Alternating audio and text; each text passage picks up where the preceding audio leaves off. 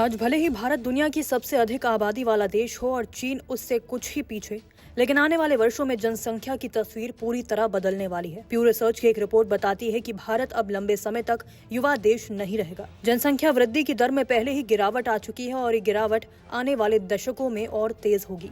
2040 के बाद भारत की जनसंख्या का ग्राफ तेजी से ऊपर नहीं जाएगा, बल्कि एक मुकाम पर आकर धीरे धीरे गिरावट की ओर मुड़ेगा। 2061 तक भारत की आबादी 1.7 अरब तक पहुंचेगी, लेकिन 2100 तक ये घटकर लगभग 1.5 अरब ही रह जाएगी। ये बदलाव धीरे धीरे और स्वाभाविक रूप से होगा, क्योंकि देश में शिक्षा, स्वास्थ्य और परिवार नियोजन के साधनों की पहुंच बेहतर होती जा रही है। दूसरी तरफ चीन का मामला थोड़ा अलग है। वहाँ की एक बच्चा नीति ने लोगों की सोच पर गहरा असर डाला है। भले ही अब सरकार 2 या 3 बच्चों को प्रोत्साहित कर रही है, लेकिन समाज अब अधिक बच्चों को अपनाने के लिए तैयार नहीं है।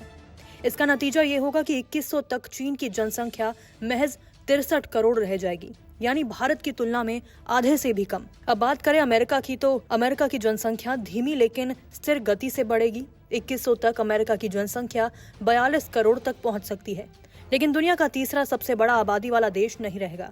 वह 6ठे स्थान पर खिसक जाएगा। लेकिन असली जनसंख्या विस्फोट का केंद्र बनेगा अफ्रीका और दक्षिण एशिया।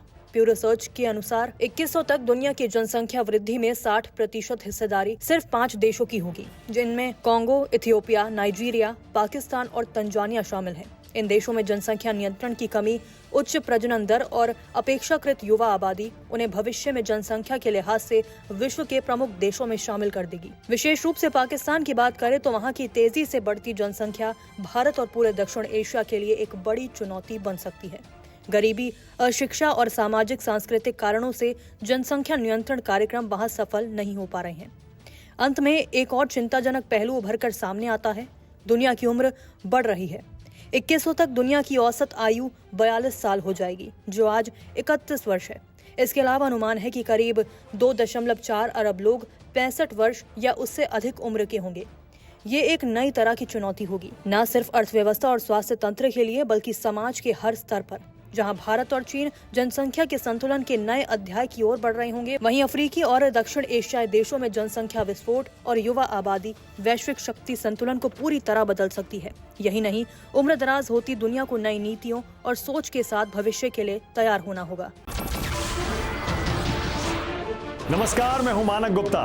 अगर आपको हमारा ये वीडियो पसंद आया हो तो इसे लाइक और शेयर जरूर करें, और हाँ, हमें सब्सक्राइब और फॉलो करना ना भूलें, ताकि आप देश और दुनिया की कोई खबर मिस ना करें। तो जुड़े रहिए हमारे साथ और देखते रहिए News 24।